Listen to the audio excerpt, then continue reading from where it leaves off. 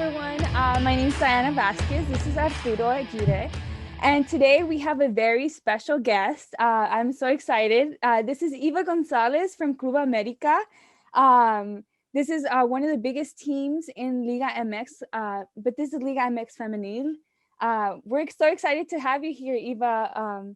Do you recognize Arturo and our backgrounds? Do you recognize our backgrounds? Yes. Yes, I do. Do you want to say where or what it is? It's El Estadio Azteca. It's our home field, you could say. Yeah. Absolutely. No, yeah. I think me and Arturo commented how, Estadio Azteca has so much history for international games. It has hosted World Cups.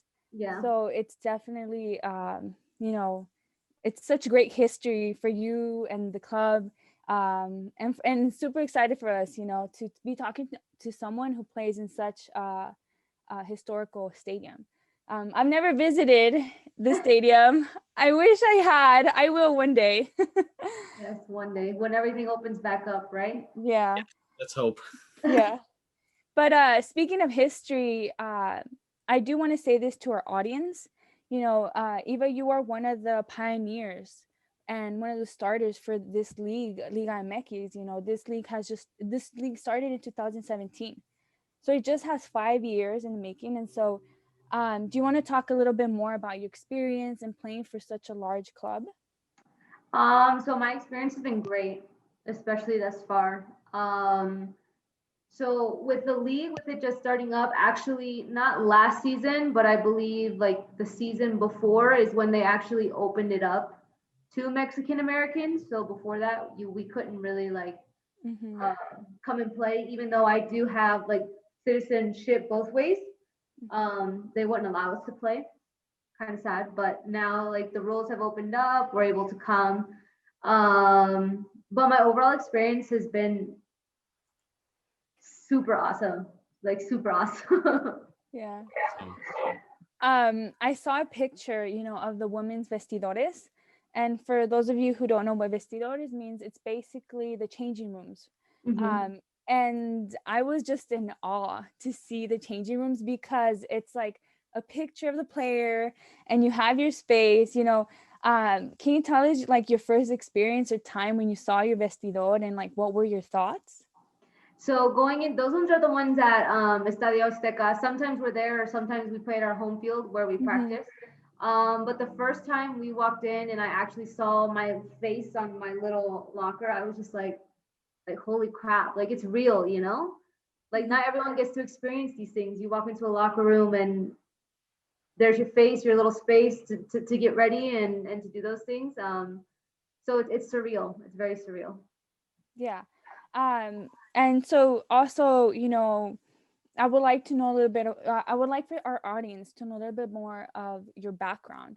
The fact that you were born here in Texas, and how is it that you grew up in loving the sport, and how is it that you came to play for such a large team? Yeah, of course. So I started real young here, or especially in the States. You always start real young. It's very different because this is really random. Like here in Mexico, they don't really start that young. They don't have clubs like we do have invested back in the States. So I obviously grew up playing from real young. My older brother played as well. So if it wasn't me on the field, it was my older brother always on the field, and then my siblings younger than me played as well, just not as long. Um, let's see. I mean, there were so many different clubs. I mean, obviously you start at rec, and then you slowly kind of move up. So like FC Dallas has good programs, Texans, Sting, Solar. I think there's more clubs now that I don't even know the name of because they weren't there whenever I was there. So I played in high school. I went to Bishop Lynch. It's a private Catholic high school. And then after that, I headed to New Jersey where I played college soccer. Yeah. And so was it that you were recruited into the club? Oh, okay. So I actually played on the national team, right? So whenever I played U17, Leo Cuellar was actually my coach at that point. So I kind of knew him from that, obviously. And then after I graduated, he reached out, and then a few other teams reached out, and kind of like after college, I was like, I don't know if I really want to play right now. I don't know if that's something I want to do. So I took a little bit of a break.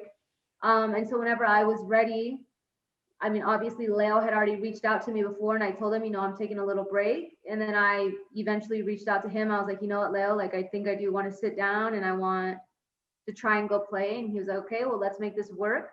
So we figured things out from there. And then he took a chance on me, you could say, and was like, you know what, Eva, come on out. And I went out and I was a part of the team.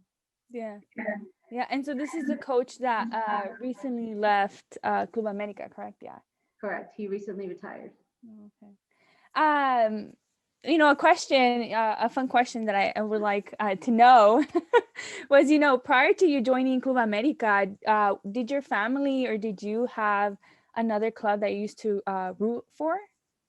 Not necessarily me. I'm a little weird. I don't really like to watch soccer, so that's really weird in my family because obviously my family's from Guadalajara. Mm-hmm. So my tia who had actually lived in Guadalajara for a bit, she was like Chivas, Chivas, Chivas, right? And then I started talking about the teams that were interested in me and where I could go. And there was never any animosity. It was always okay, Eva, so proud of you, so happy for you, just let us know. But yeah, of course. Chivas was.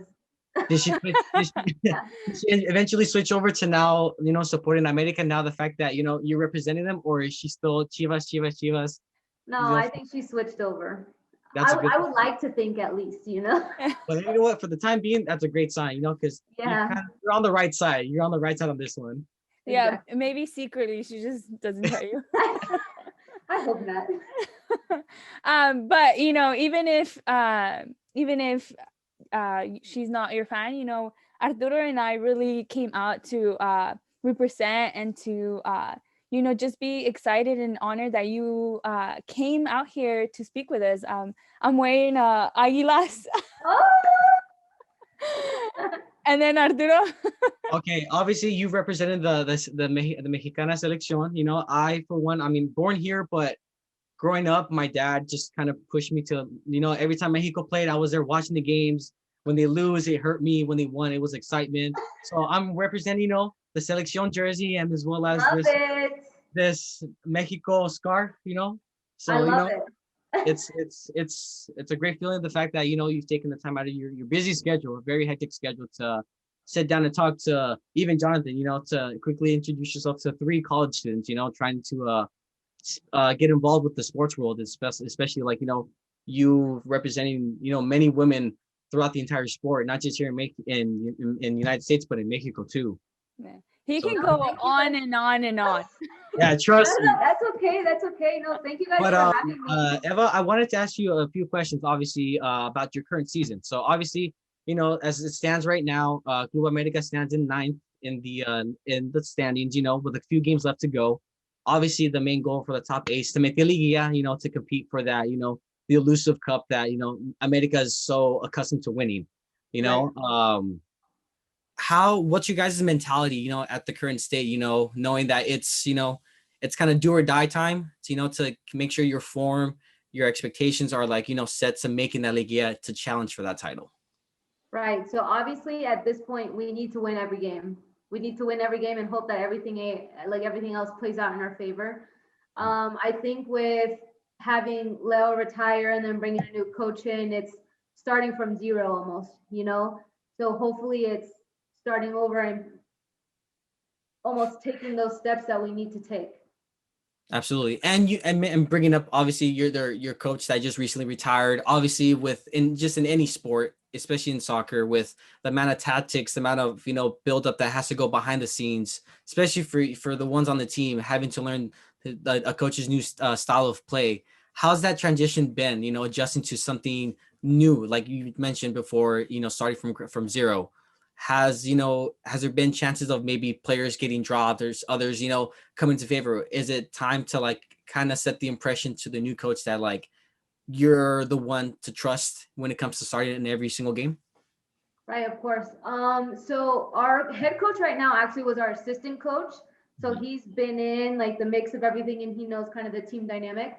I mean, of course, there is changes, obviously, because each coach has a different coaching style. Each coach has a different way of doing things. But I think that the transition has been good.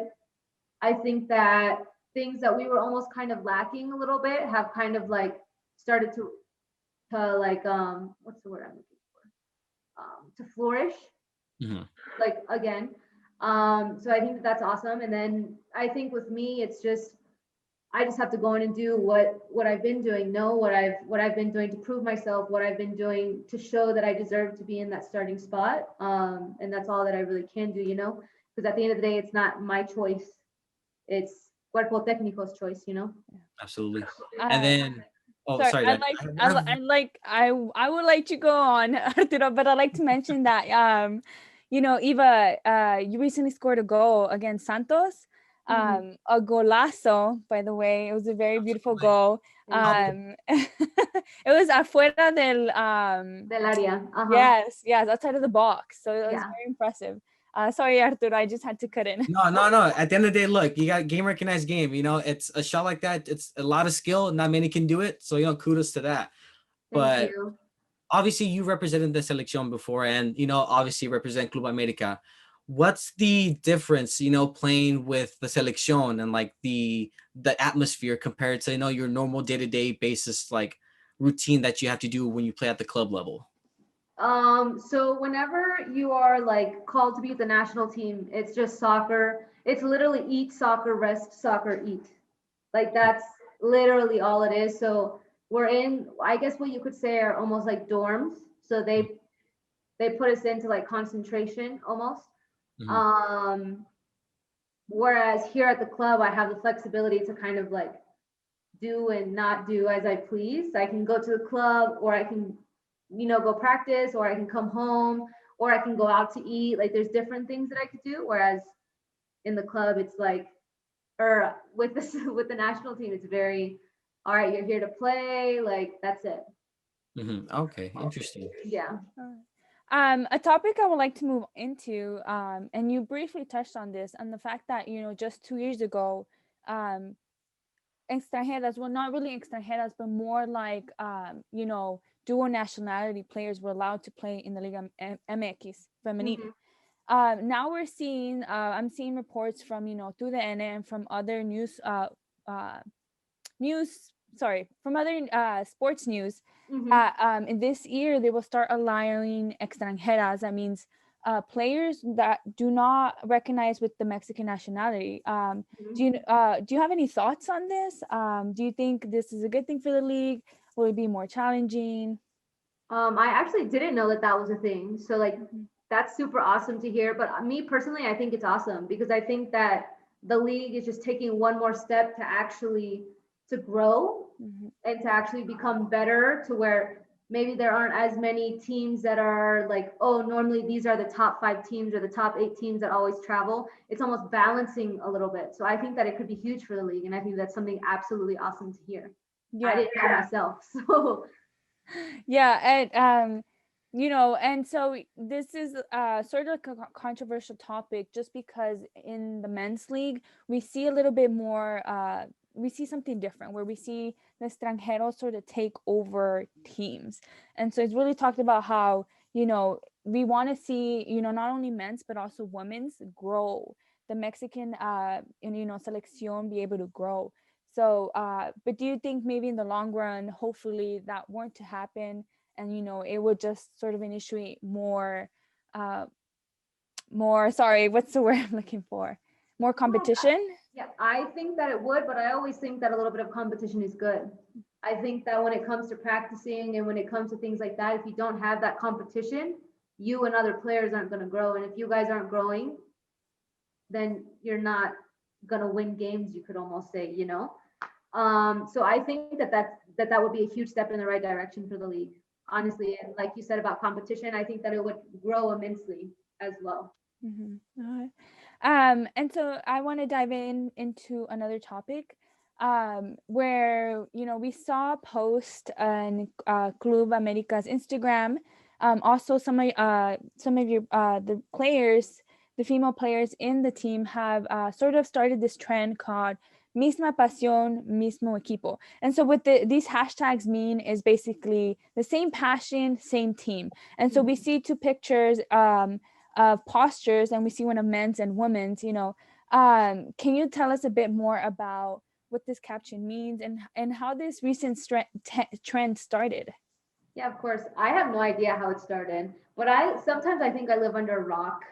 And, and then things just start popping up, and I'm like, oh, this is happening, but like I'm always like a few days late. Um, so I don't really know where it started, but I do think that it's super awesome. I think that because with everything that's kind of going on in the States and here in Mexico is a huge thing is equality, is men and women kind of getting the same thing. And I think it goes to show I wear the same escudo as they do. I have the same passion as they do, you know? So I think it has a lot to do with equality of men and women, you know? Yeah. Yeah, no, I instantly saw that and I'm like, wow, that's awesome, Yeah, um absolutely. It's I feel like for the three of us, I feel like when you have passion for the game, especially a game like football, that it's international language. Anyone can hold up a picture of a soccer ball and instantly know what that is. I Yeah. think all experiences, big moments in as a kid, just knowing that what emotion and passion that it brings me, obviously, and then brings to you, because you're when you score that winning goal or that goal, to either tie a game or just anything, that passion that you feel, and what the electricity that it creates, it's something that's very important. And for that, Evo, I want to transition to the part of, obviously you play for the biggest, I'm not saying one of the biggest clubs in Mexico, which is Club América. Yeah. In Mexico, we know, everyone knows you either go for Chivas or America. It's either or, and can you tell who he goes for? just a little, it's not biased, but just a little bit. But obviously you're in a position that not many get the chance to do so, and obviously for the future, for not just for the Liga MX Femenil, but just the women's game in general. I feel like this is, you're, as Diana mentioned earlier, you're a pioneer. Your name is in the history books when 20, 30 years down the line, when you see, Eva Gonzalez was one of the few to step on and set the pedestal for future, women to come into the sport. The girls who are watching you now are going to be the future and tomorrow. What's a goal that you guys have of just not only yourself but a team, but a league, to continue to prove that women's soccer is it's the same watchability as the men's? That's actually a great question. I don't like, there's obviously watching games because, you know, people don't watch as many, but I also think that it needs to be aired on TV, on like networks that people are more accessible, Mhm. you know, because I have my family back home and I have like my boyfriend back home who tries to watch games and he's like, Eva, there's nowhere for me to watch the game. Or I'm trying to watch the game and it's on YouTube and it's super like blurry or it like cuts off every few minutes. And I'm like, well, you know, like I think that would be one way of making it accessible to more people, you know?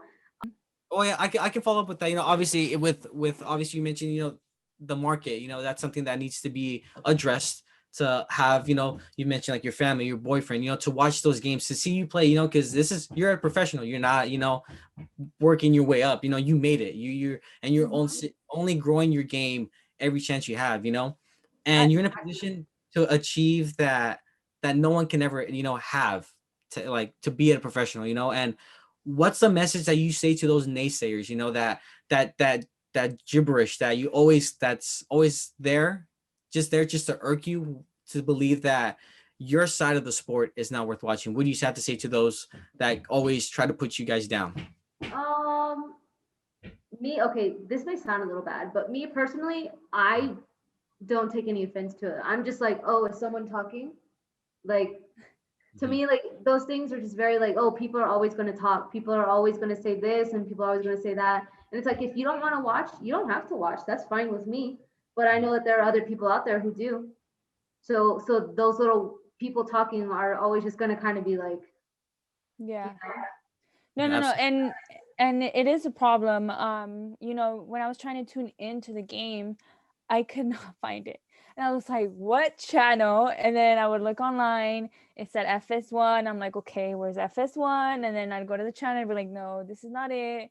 It took such a long time, you know. And I think I love how you mentioned that part, because it's true. Like, how will a sport grow when they're not making it easy for it to be accessed to For watch? everyone to access it. Yeah.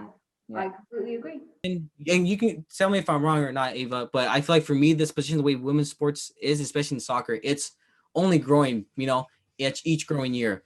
At one point, the men had to face, you know, maybe the same criticism as, you know, when it first started. At the end of the day, this is something, why am I going to watch? And I feel like you guys are setting, like we mentioned before, the pedestal to have the women's sport, the women Liga MX to be, have the same excitement, you know, because at the end of the day, when you still represent America. It doesn't matter if you're a man or a woman. You're representing America, the club overall. You're representing the selección, you know, the future women. I feel like the time people are going to change, whether it's going to change whether they like it or not. If they, like you mentioned, if they don't want to watch it, they don't have to watch it.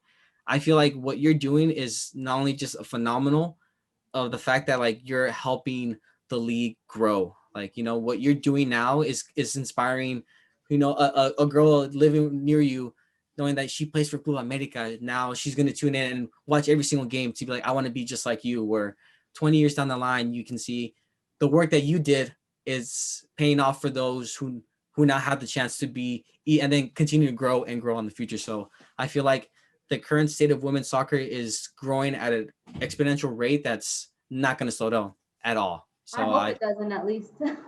I feel like with soccer, it's a sport that will never die, in my opinion. Right. You know, speaking of Arturo, you know, that he keeps mentioning about you being a pioneer.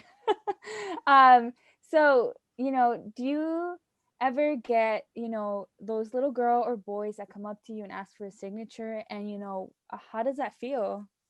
Of course.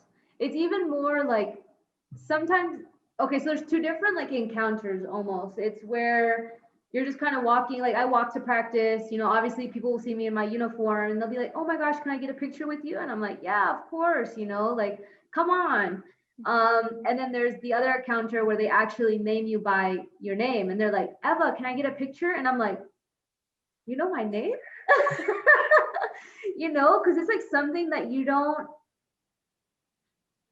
I don't know, like you're not expecting, and then you see, because there are little kids who will be like, Eva, can I get a picture? And I'm like, of course, come here, you know. I don't know, it's super awesome, and to me it's super motivating. It's like I've always grown up, and my dad, especially when I was kind of in the brink of, am I going to play, am I going to not, he was like, Eva, there's like 0.01% of people who are actually professional athletes, like who get to do this.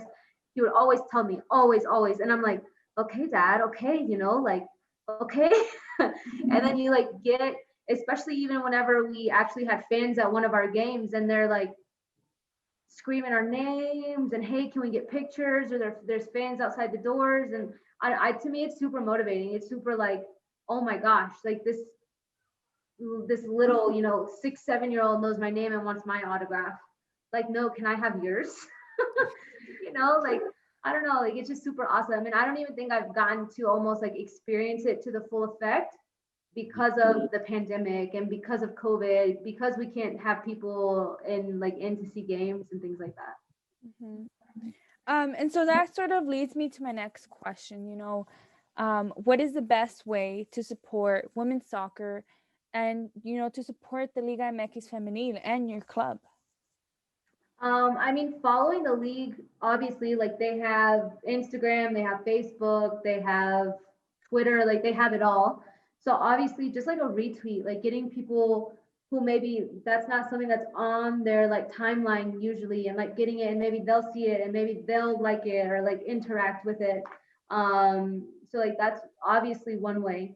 And then another way, like we spoke about, was just actually watching games and like getting people like maybe advertising a little more, or maybe doing something just so people know that there is a game on tonight. Like I know that Club América, like our Instagram, they post that we have a game every time, but then it's so weird because then people will still ask me, hey, what time is the game at? And I'm like, I'm like, oh, you know. You're like, I don't have time for that.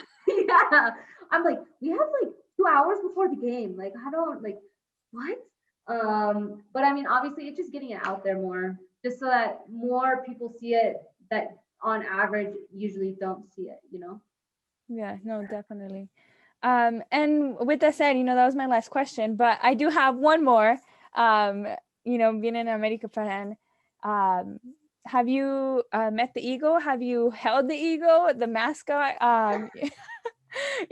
America is probably the only club that has a mascot because no one's gonna carry a sheep, a goat, a bunny. um, so Eva, have you been close to it? Have you had encounters with the eagle?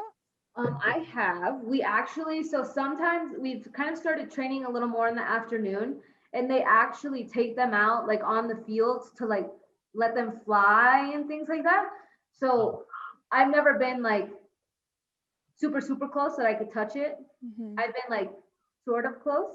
But like there are other girls on the team who have touched the Eagles and who have held the Eagles, like the whole thing. Like it's so awesome. Yeah, they go flying around like right before practice, and I'm just like, oh hey bud, like they just kind of walk in, and I'm like, oh,